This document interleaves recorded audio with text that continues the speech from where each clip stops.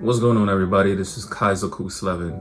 As you can see in the title, this is going to be my thoughts and overall overview of ISOM number 1 by Eric July, aka Young Ripper. So yeah, I've had these books for a couple of months, read them a couple of times, and just wanted to give my overall perspective, especially since it's Black History Month. I wanted to do something kind of special. I wanted to do a couple of videos for the month that I think you guys will probably like. And given that Eric is a Black creator, I just wanted to highlight him and his work. So as you can see, I got the number 1. This is the C variant cover. The other one is just, I think, ISOM by himself, and then the second one is a different, the B version is a different version. I forgot how they look like, but this is the C version. This is like a limited version one. And I also got the concept art book. This is one of the things that I really love collecting. I love concept art books. I have one for the Batman. I don't know where it's at, but either way, I really couldn't do a scripted video because for this comic, there aren't any digital issues. So I really couldn't work with this in a dedicated video. So I just had to do it, off the fly. My initial thoughts on ISOM, I think it's a fantastic book. You can tell that Ripper put all of his knowledge base and his experiences on what works in comics into this. And it's very good that he did it in the indie version, because if he went through DC or Marvel, he'll probably be limited on what kind of storytelling he'd be able to portray in here. So for me personally, I love ISOM. I think it's a fantastic start, even if there's not going to be a number 2 or issue number 3, or maybe even get to an issue 10. I think this is a great example of what to do and how to go about it, especially if you want to grow your audience or you want to cater to the readers, the people who care about the source material. This is fantastic. The art is really good. Mark Rios did a really good job. Let me open up the book a little bit so you guys can see some of the stuff. Like, as you can see, I don't know if you guys, let me adjust this a little bit so you guys can see a little bit more. Yeah, this art is fantastic. Like, it's been a while since I've seen good inking, good sketching and artwork, since like Joe Quinones.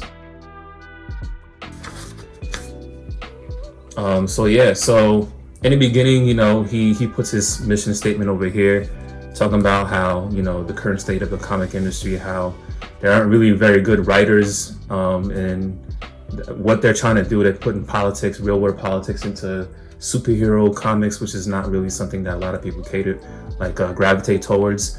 So I love that he put that in here, because it gives the notion about what he's trying to convey throughout this whole endeavor. This is really good. Like, I like it, and I resonate with the message, because this is why I don't really read Marvel and DC anymore, because the writers that they pick are horrible. They have no idea what to do with these characters. They don't know how to make fantasy relatable, and they try too hard to make it like as real as possible. This is fantasy. It's not actualism. It's not realism. So people need to understand that art reflects life. Art is not life. You know what I'm saying? So life will inspire you to make good art, which is what comic books are. So yeah, so going into this, what I love about ISOM is that throughout this, if I can give a whole synopsis on what happens here, the main character is ISOM, but throughout the first issue, you don't know he's ISOM, which is fantastic. So you go by his real name. His real name is Avery. And, he goes throughout the story going through these instances where it's like, he's not overpowered. He's not wrecking everybody. He takes L's and then he just comes back and does better. He learns from his mistakes. That's a really good concept about trial and error that he incorporates in this, which is really good. Like, I like it. It shows that people are vulnerable, especially superheroes or overpowered individuals, superhumans, you know what I'm saying? Like, and one thing that I really like in the concept of this universe is that they have their own term for superhumans, kind of like how they're called accepts. So it's very similar to how DC has metahumans and then the mutants for Marvel. So it's really interesting how he came up with that that term for them. They're called accepts. So I'm guessing like it's like accept normal humans, like they're exceptional, or you know they're on the other side of the spectrum, like they're more than just human, which is really nice. So the thing about the main character is that I really love that he has relationships that are relatable. Like he has a friend of his that he works with that like helps him run his business, and then also he has a good relationship with his sister. And then he's not in a romantic relationship. He's like a loner kind of, and he wants to separate himself from like all normal things going on in the city. And the way that he set up the setting, number one thing, well, let's go back. The number one thing that I really love about ISOM is that it's very focused on development, whether it's character, setting, or even in the story. So everything is implied about developing where we're going with this. You know what I'm saying? The character Avery, like I said before, you don't know he's ISOM. Like he's just Avery at the moment. And this is like 85 pages of going through a story, and he's developing, it's showing like his current relationships and the developing relationships that's going to happen coming in issue number 2 or 3, or however long it's going to take for this to go on, right? So the good thing about this is that, you know, it, especially nowadays where you have like so much tokenization with Black characters, Avery is not a token because he's the main character, obviously, but then like his whole spiel is like, he's just normal. He's just a normal person who just happens to be Black.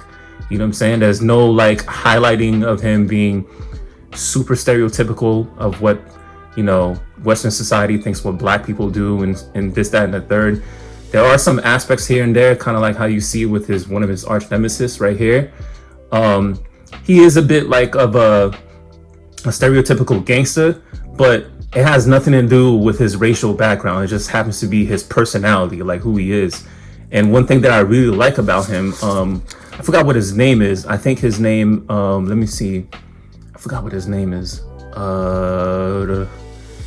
Darren. So Darren is like the main arch nemesis of Avery, right? So the thing about Darren that I like about him as the antagonist is that he kind of reminds me of Black Mask.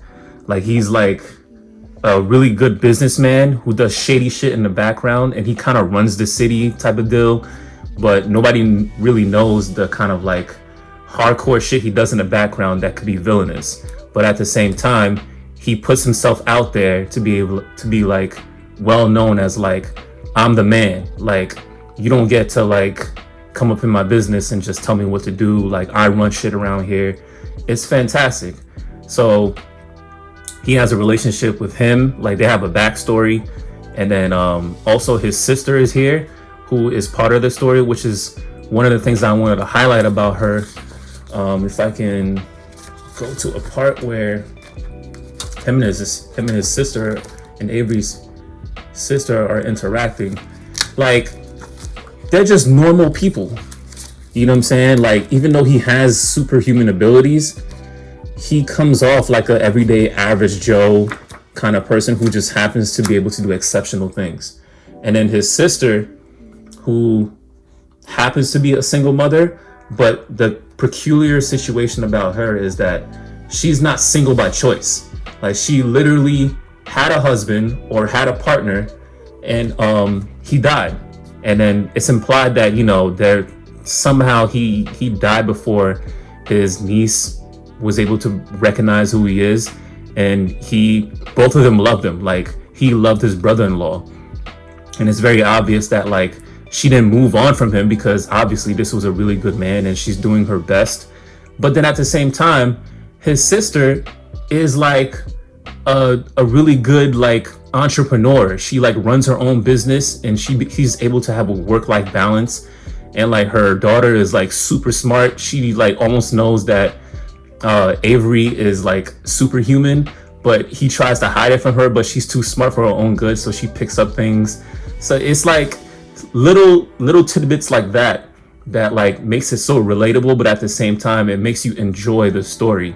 And then on the other end, the side characters are really fantastic. Like you have implied superhumans like these three over here, the Alpha Core, and then also there's another character by name of this chick right here, Yaira. So I think supposedly like what he's doing with this is he's setting up multiple characters that are gonna have their own series or main issues down the line. So like he's getting you familiar with these characters by making them interact with ISOM or Avery.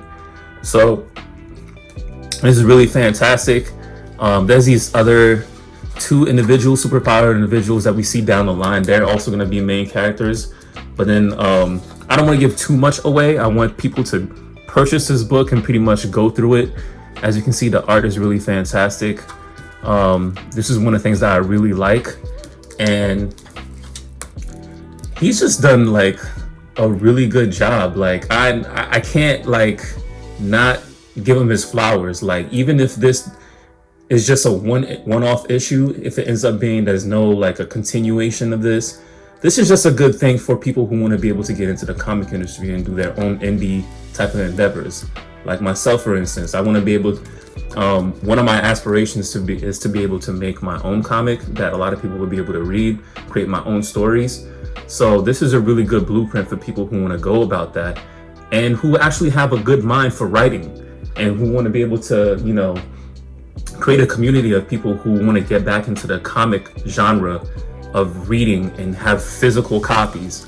So the only thing that I would say, and on my end, that I think if Eric, you get to see this, I would ask if you would start publishing digital versions of the issues, so that we can purchase, especially for creators like myself who want to be able to review them and, you know, get the word out to everybody else who don't know that ISOM exists, or even the Rippaverse. That's one thing that I would ask that you would do. But other than that, the way you're going about things, hey man, I just got to give you your flowers, bro. Like this is really good. I don't care about your politics, whether I align with him or not. And to everybody else who's out there who like kind of shuns him for that, that's not your business. You know what I'm saying? Like, focus on the commonality and similarities between all of us. You know what I'm saying? So, all in all, I want to say congratulations to Rippa. You know what I'm saying? Like, you did a fantastic job with ISOM. I got my books on time. I don't know about anybody else, if there was any delays or anything of the sort. And, you know, the investment was well worth it. You know what I'm saying? This is going to go in my library upstairs with all my other comics, my indie comics, my Marvel and DC comics, my mangas.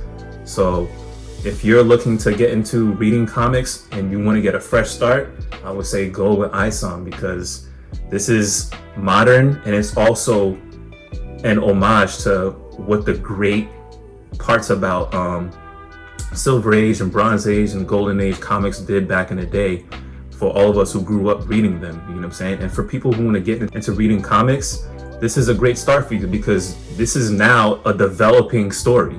So this is, you don't have to do any research about any backgrounds. These characters are developing right now, so you can jump into it right now.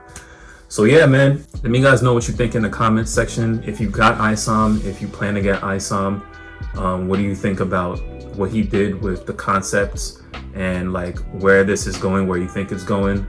And if you're looking forward to issue number 2 or even issue number 10, you know what I'm saying? So thank you guys for watching this video. Happy Black History Month, and you know the vibes. It's Kaizoku Sleven. Appreciate you.